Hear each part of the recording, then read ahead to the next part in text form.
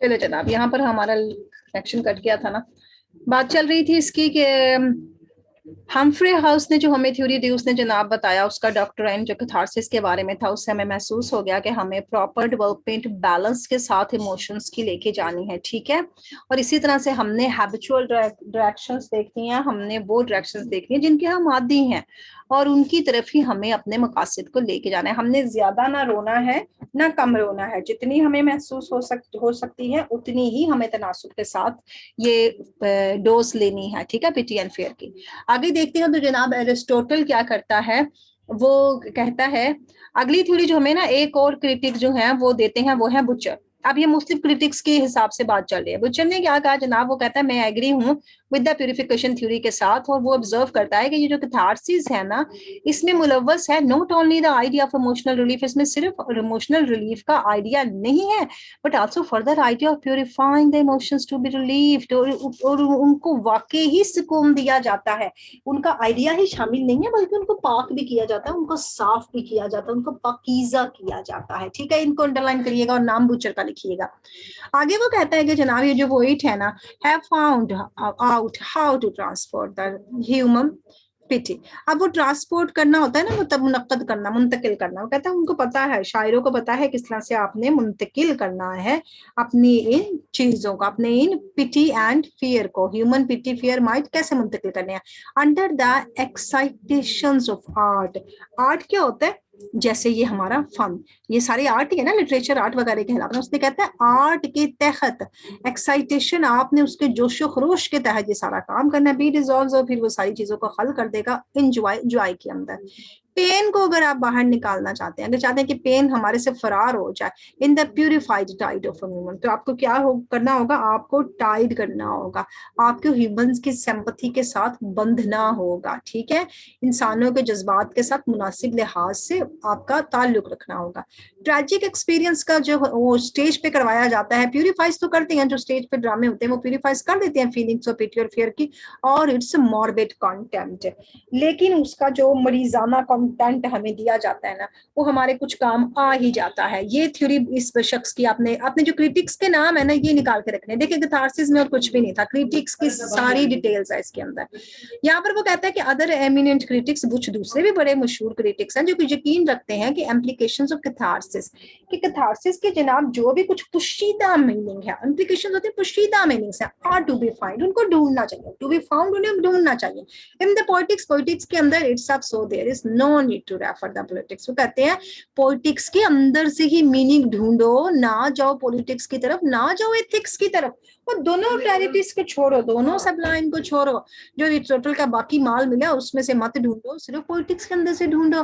वो उनका यकीन है कि क्लैरिफिकेशन थ्योरी ऑफ कैथारसिस जो है ना, वो ही बेस्ट थ्योरी है, परगेशन की, क्लैरिफिकेशन की, तीनों उन्होंने जो कहा ना, उनका यकीन। और वो सोचते हैं कि अगर राइटिंग करते हैं ना हम किसी भी इमिटेटिव आर्ट की, किसी भी आर्ट की अगर हम नकल कर लेते हैं, चलो एरिस्टोटल का पॉइंट ऑफ व्यू से देख लेते हैं, तो प्लेजर है ना उसका मतलब, imitation in the pleasure in the imitation क्या है, इस कनेक्टेड, उसका ताल्लुक है खुशी को, जब नकल किया गया आर्ट के अंदर तो उसका ताल्लुक बन गया किसके साथ, लर्निंग, अंडरलाइन करें, लर्निंग के साथ। और pleasure does not come from Joy, और प्लेजर हमें किसी भी किस्म के लतीफे सुन के नहीं आती, हमें लर्निंग करने से आती है, और खाली लतीफे सुनने से, खाली जॉय से नहीं आ सकती, ठीक है। द प्लेजर डेड बॉडीज, अगर द पिक्चर्स, सॉरी पिक्चर्स जो ऑफ द डेड बॉडीज, अगर हमारे सामने किसी मरे हुए की तस्वीरें रख दी जाए, उसके स्कल्पचर रख दिए जाए, गिव्स प्लेजर, तो हमें वाकई में सुकून मिलता है अपने बड़े बुजुर्गों के इंसेस्टर्स को देखकर। तो वो क्या करते हैं, इफ वेल एग्जीक्यूटेड, अगर उनको वाकई अच्छे तरीके से आपने अमल में लाना है, ठीक है, इस आइडिया को अच्छे तरीके से समझ में लाना है, तो फिर यही आपको करना होगा। ये थ्योरी मुख्तलिफ क्रिटिक्स ने दी है, यहाँ पर उसने किसी स्पेसिफिक क्रिटिक का नाम नहीं लिया। आगे आ जाएंगे, दिस क्लियरली शोज, अब दिखाता है कि प्लेजर का ताल्लुक किसके साथ है, लिंकिंग, लर्निंग के साथ, अंडरलाइन करें इसको। और इसके साथ पैराडॉक्स है जनाब, उल्टा उल्टा अगर देखें तो क्या है, अगली एंड द रेपलेंट, अगली, बुरा और जो रेपलेंट होता है, जैसे इसका ना नफरत अंगेज, बुरा और नफरत अंगेज होता है ना, कैन डू गिव प्लेजर, वो भी शायद प्लेजर दे सकता है इफ वेल इमिटेटेड, अगर उसकी अच्छी नकल उतार दी जाए, अगली एंड रेपलेंट को बाहर निकालेंगे और लिखें कि वो भी अच्छी नकल दे सकता है अगर उसकी अच्छी नकल बनाई जाए। अगर सिमिलर पैराडॉक्स है, लाइज इन ट्रेजेडी, ट्रेजेडी के अंदर यही हमारा मफहूम बैठता है जो हम ऑपोजिट मीनिंग देते हैं। ठीक हो गया।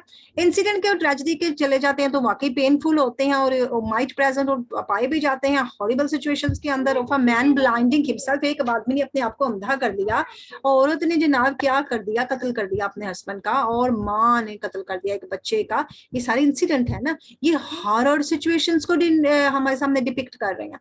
अब इसके जरिए क्या होते हैं, जो इवेंट्स होते हैं, horrified us and repel us in the real life. अब ये इवेंट्स ने हमें क्या कर दिया, इन्होंने हमें हकीकी जिंदगी में आने से रोक दिया। कोई माँ अपने बच्चे को नहीं मारती है तो वो एक इमिटेशन कर रहा है ना, कोई भी ऐसे अपने हस्बैंड को नहीं मारती, इमिटेशन हो रहा है, हालात ऐसे हो गए, क्या बना, ये सारा कुछ उसने कहा है कि ये रिपेल अस करते हैं, वो हमें निकाल देते हैं हमारी असली जिंदगी में से। इन द ट्रेजेडी, ट्रेजेडी के अंदर, ये फिल्मों में होते हैं, कहते नहीं कि फिल्मों में होते हैं, हकीकत में ऐसा नहीं होता। दे ऑफर अस, वो हमें करते हैं स्पेशल काइंड ऑफ प्लेजर, हमें दे देते हैं, it is the pleasure peculiar of tragedy, और ये बड़ी अजीब गरीबो किस्म की, पेक्यूलियर होता है अजीबो गरीब किस्म की ट्रेजेडी है, जिसके जरिए हमें ये प्लेजर दिया जा रहा है। ठीक है, लेसन ये दिया जा रहा है, प्लेजर लर्निंग था ना। अरिस्टोटल ने अब बजाते खुद क्या कहा, उसने कहा tragedy has its own kind of pleasure. अरे बाबा छोड़ो, मैंने ये नहीं बताया, मैं कह रहा हूँ ट्रेजेडी की अपनी ही एक प्लेजर है। What is pleasure? Pleasure is learning. अब वो कह रहा है कि जनाब उसको तलाश करो, the pleasure proper to it, और ढूंढो, खुशगवारी को ढूंढो ट्रेजेडी के अंदर। अब आ जाएंगे तो जनाब ट्रेजेडी का काम क्या है कि हमें मुहैया करती है एक प्लेजर, और वो पेक्यूलियर टू इट, वो इसके लिए बड़ी अजीबोगरीब सी होती है। प्लेजर जो होती है उसके अंदर इन्वॉल्व होता है, खुशगवारी को कहते हैं ना प्लेजर, खुशी, खुशगवारी, एहसास, जो भी कुछ आपके पास हो। अब उसने क्या, उसके अंदर क्या होती है प्रेजेंटेशन, अगर उसको पेश किया जाता है ऑफ इवेंट्स, अगर हम देखते हैं प्लेजर इन्वॉल्व करती है अपने अंदर मुख्तलिफ औकात और मुख्तलिफ मौक़ों के वाक़ियात को, जो कि हमारी पिटी एंड फेयर को अरोज करते हैं। अब अरिस्टोटल की अगर कैथारसिस की थ्योरी को देखते हैं तो वो हमारे सामने एक इंडिकेशन बन जाता है कि उससे ट्रेजेडी का काम जो भी है वो हमें उसका इशारा करके बताती है। ये अरिस्टोटल की थ्योरी हमें क्या कर रही है, इंडिकेशंस दे रही है, इशारा दे रही है। और क्या कर रही है, not it's emotional effects on the audience. इस थ्योरी के जरिए सिर्फ हमें एक प्लेजर के जरिए सिर्फ हमें एक इशारा मिल रहा है, लेकिन इमोशनल इफेक्ट नहीं मिल रहा उनको, क्योंकि उन्हें तो लर्निंग मिल रही है बस, यहाँ पर वो पिटी एंड फेयर नहीं ले सकते। लेकिन कैथारसिस क्या करती है, वो अगर ट्रेजेडी के इंसिडेंट को रिलेट कर देती है, note of the emotions of pity and fear awoke the audience. तो अगर कैथारसिस नहीं होगा तो पिटी एंड फेयर ऑडियंस के अंदर नहीं उभारा जाएगा। ठीक है, बेशक प्लेयर आप उन्हें दे दे, प्लेयर खुशी है ना, अगर आप थोड़ी सी उन्हें फंसा देंगे तो वो सीख तो लेके चले जाएंगे, लेकिन उनको पिटी एंड फेयर तो नहीं मिलेगा। ट्रेजिक के अंदर अगर आपने प्लेयर को उभारना है फ्रॉम द फैक्ट, अगर सच्चाई में से उसे निकाल कर देखना है, that the art of the imitation produce, जो कि ये इमिटेशन का फन हमारे सामने पेश कर रहा है, द सोर्ट ऑफ प्लेयर, तो उसके अंदर प्लेयर की एक किस्म है जो कि आती है हमारे पास लर्निंग से, लर्निंग से ही आती है। लेकिन यहाँ प्लेयर की डिफरेंट कैटेगरी वो देख रहा है और वो कह रहा है आर्ट ऑफ इमिटेशन है प्लेयर। ठीक है, सॉर्ट ऑफ प्लेयर क्या है, आर्ट ऑफ इमिटेशन। और what is the result, the result is the learning. Learning जब हमें मिल जाती है ना तो हमें डिस्कवरीज हो जाती हैं बहुत सर्टन किस्म के ताल्लुकात के बारे में जो कि होते हैं, कुछ पेक्यूलियर इवेंट्स के बारे में, अजीबोगरीब वाकयात के बारे में प्रेजेंट किए जाते हैं, इमिटेट किए जाते हैं, हमारे सामने पेश किए जाते हैं, नकल किए जाते हैं, और यूनिवर्सल कुछ हमारे सामने नासिर दिखा दिए जाते हैं, किसके अंदर, एम्बॉडिड इन इट, जो इसमें पेश कर दिए जाते हैं, एम्बॉडिड होता है उसमें जमा करके दे दिए जाते हैं, किसके अंदर, ट्रेजेडी के अंदर। ट्रेजेडी के अंदर जब प्लेजर देना होता है, अब वो कहता है कि इसी मकसद के लिए जनाब पोइट सिलेक्ट करता है ऑर्डर्स। ऑर्डर्स क्या होती है, तरतीब सिलेक्ट करता है, अपने मटेरियल के अंदर जो जो कुछ उसने डालना है वो डालता है, और किसके मुताबिक, law of probability and necessity के मुताबिक ऑर्डर देखता है कि मैंने कहाँ पर कौन सी चीज मुमकिन होगी तो मैंने वो चीज ऐड कर देनी है। ये पोइटिक ट्रुथ होता है ना उसका, जिसके जरिए वो ऐड कर देता है मुख्तलिफ चीजों। कहते हैं what might be more than what is, कहते हैं ऐसा शायद हो सकता है बनिस्बत ये कि ऐसा ही है, ये है जनाब, ये नहीं, उसने कहना ऐसा शायद हो सकता है, ये होता है law of probability and necessity. आगे वो कह रहा है कि जो है ना शायर, वो बना सकता है more philosophical than a historian. Historian क्या करते हैं, वो हमारे सामने तारीख रख देते हैं, वो वही बताते हैं व्हाट इज, वो नहीं बताते व्हाट माइट बी, क्योंकि वो नहीं चेंज कर सकते हैं, फिलोसॉफिकल थ्योरीज भी नहीं चेंज हो सकती, लेकिन पोइट जो है ना वो बना सकता है व्हाट माइट बी। ओके, अब मेक्स करके देखते हैं जनाब, और वो पार्टिकुलर जो जर्नल हो जाता है, यहाँ पे ये निकाल के देखें, he makes particular to journal, कौन, शायर, शायर खास को आम बना देता है और डील करता है बड़े कालमगीर किस्म के वाकयात के साथ। और वाकयात हमारे सामने क्या प्रेजेंट करते हैं, वो हमारे सामने उन हादसात को दिखाते हैं बड़े ही आजादाना अंदाज में। उन वाकयात को हमारे सामने जब पेश किया जाता है ना, तो वो हमारे सामने किसी भी किस्म की, वो जिसे कहते हैं ना, ऊपर उनके प्रेशर कोई नहीं होता, ट्रांजिस्टेंस के साथ आते हैं, वो क्या करते हैं, आर्जी होते हैं, और वो वाकयात चांसेस के साथ, ये law of probability and necessity के ऊपर सारा पैराग्राफ उसने बनाया, ठीक है, जिसके अंदर what might be, what is and free fall all incident, ट्रांजिस्टेंस, चांसेस, ये सारा कुछ आपको इस थ्योरी में मिलता है law of probability and necessity में। अदरवाइज अगर हम देखते हैं, इट माइट बी ऑब्सक्योर, ये हो सकती है मुबहम और अपनी ट्रू सिग्निफिकेंस से अलग हो सकते हैं। अगर law of probability and necessity नहीं होगा तो शायर कुछ तहलीक नहीं कर पाएगा, उसको चाहिए ये दोनों चीजें।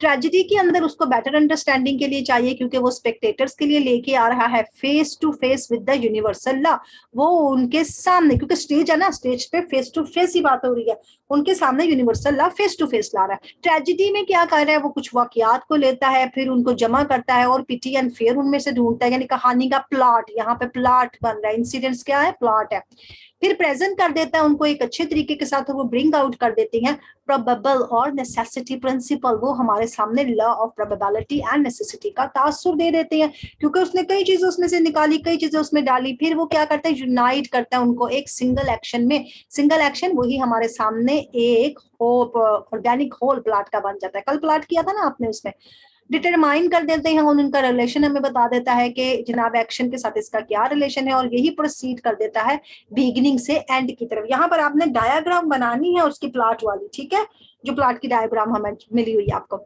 उसके बाद वो स्पेक्टेटर्स को बताता है कि जनाब आओ और आके आप मुझे गवाही दो कि ये जो ट्रेजेडी है, इस किस्म की ट्रेजेडी से आप सीखते हैं कुछ ना कुछ, और ये जो हादसात आपको दिखाए जा रहे हैं, ये क्लैरिफाइड कर रहे हैं, ये हादसात आपके सामने कई चीजों को खोल के वाजिया करके बता रहे हैं, ठीक है, दस लर्निंग इज एंजॉयबल। तो इस किस्म की जो लर्निंग होती है ना, उससे आपको बड़ी, जिसे कहते हैं ना, फायदा मिलता है, ठीक हो गया। जब आपको इंसिडेंट क्लियरिफाइड करके बता दिए जाते हैं, तो फिर आपको क्या हो जाती है, लर्निंग फायदामंद हो जाते हैं। इसी रोशनी में थ्योरी में अगर हम भी कह सकते हैं, अब वो अपनी थ्योरी दे रहा है, आप राइटर अपनी देंगे।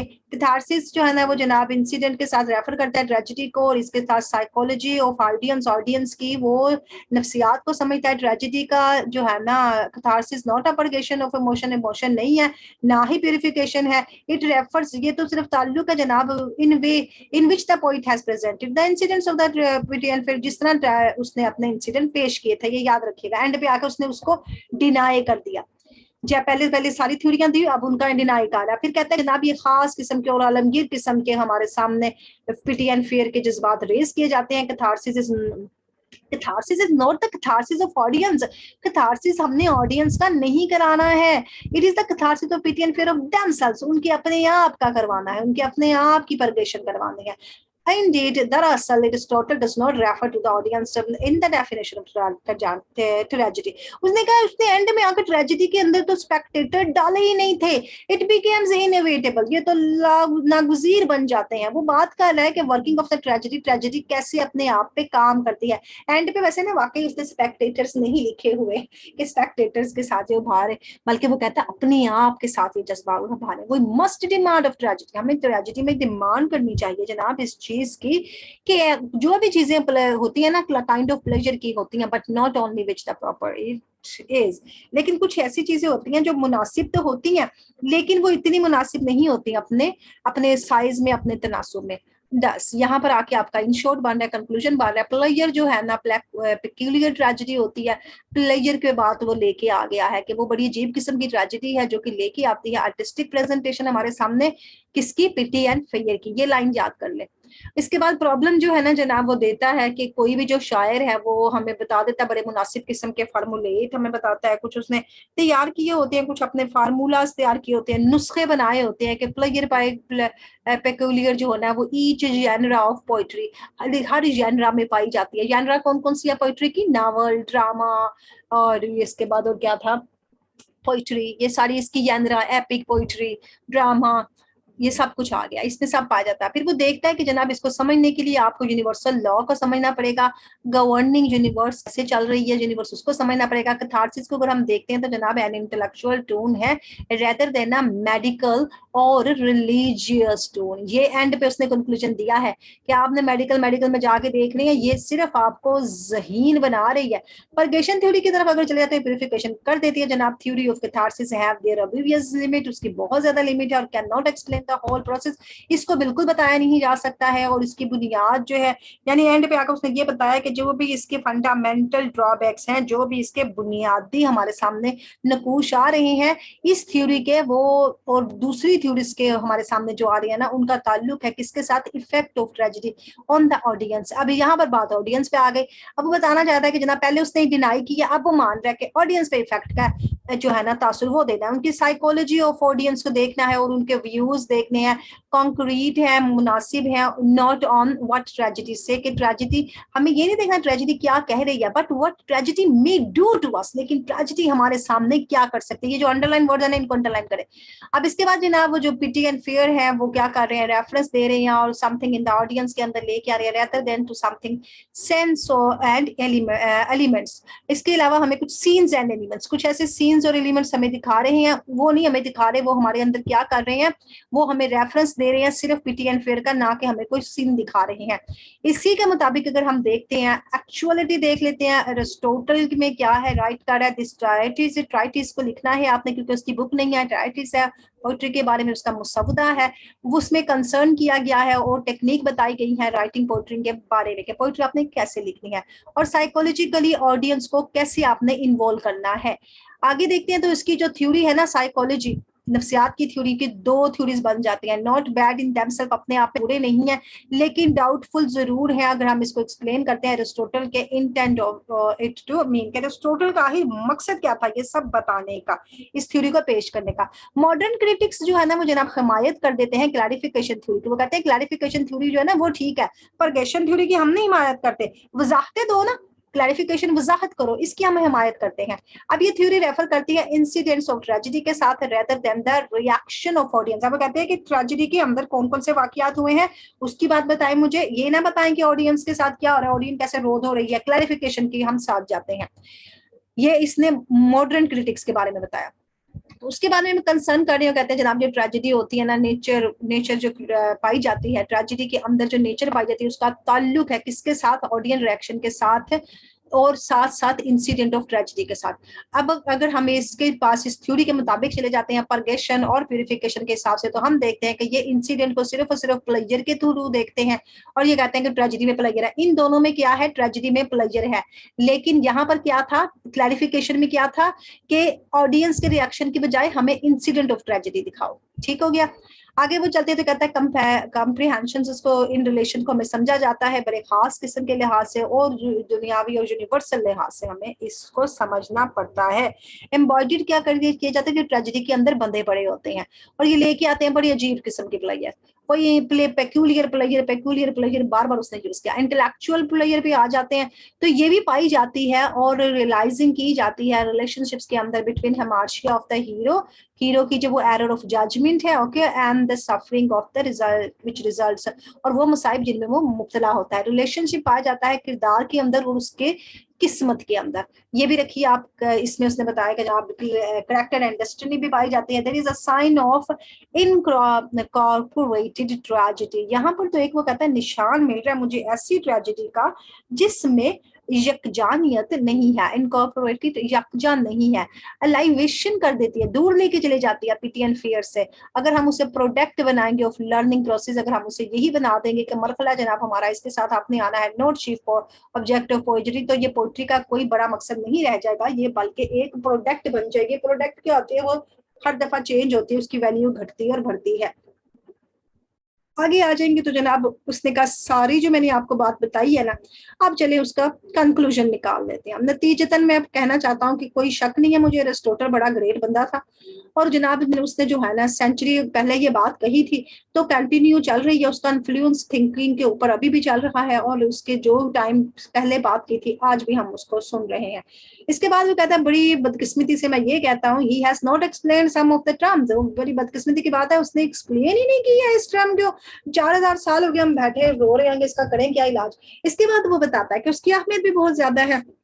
किसकी? उसके सेंट्रल थीसिस की, जो उसने हमें सेंट्रल अपने वो दिए हैं ना मकाले, उनकी बहुत अहमियत है। अब कैथारसिस की तरफ बढ़ता हूं तो बताता हूँ, मिसाइल के तौर पर कह रहा है कि अगर इसको मैं इंटरप्रेट करता हूँ मुख्तलिफ जरियों के साथ, तो क्रिटिक्स के जरिए मैं देखता हूँ कि ये बड़ा मुश्किल हो जाता है इसको समझना, और फिर हम इसके बारे में कुछ एग्रीमेंट कर लेते हैं, यानी कुछ हम इसके मुत्तफिक हो जाते हैं, कुछ चीजों पर हम मुत्तफिक नहीं होते हैं। What Aristotle really meant, Aristotle का असल में मकसद क्या था? इतनी गप मारने के बाद उसने कहा, जनाब एरिस्टोटल ने आखिर कहा क्या था? सारी रात वो रोते रहे, पता चला भी हीर कौन, हीर रांझा थी कि रांझा हीर था, वो हीरोइन कौन थी इसके। अब यही थ्योरीज उसने ना बता दिया, एडवांस करती हैं, हमें एक्सप्लेन कर देती हैं। क्लैरिफिकेशन थ्योरी क्या थी? जिसमें आपको इंसिडेंट बताए जाते हैं। और परगेशन और प्यूरिफिकेशन क्या थी? जिसमें आपका इलाज किया जाता है एलियोपैथिक और होम्योपैथिक के हिसाब से। अपेयर्स हो जाती है, कहता है मोस्ट एक्सेप्टेबल। मैं कहता हूं, मैंने एंड में कंक्लूजन निकाली जनाब, क्लैरिफिकेशन की थ्योरी के साथ ही हमें जाना है, परगेशन और प्यूरिफिकेशन की थ्योरी से जरा पीछे रहे। पर से शायद इट टेंड्स, ऐसा लगता है कि जी कोई इसका इरादा यही था रिलेट करने का, catharsis to the work rather than the psychology, psychology से ज्यादा ऑडियंस के साथ उसका ये ताल्लुक था। एरिस्टोटल ने जनाब राइटिंग किया, एरिस्टोटल ने लिखा, ये आर्ट हमारे सामने पोइट्री का, और फिर इफेक्ट दिया इसने पोइट्री के ऊपर, और सारे के सारे सेम उसने हमारे सामने लगा के एलिगेशंस और उनके जवाब दिखाए। But all the same last word, बस वो कहता है कि सारे क्रिटिक्स की थ्योरी के बाद मैं आखिरी कलमा यही कहूंगा कि catharsis has not yet been said, अभी तक कैथारसिस का कोई मानी हमारे सामने प्रूव नहीं हो सका।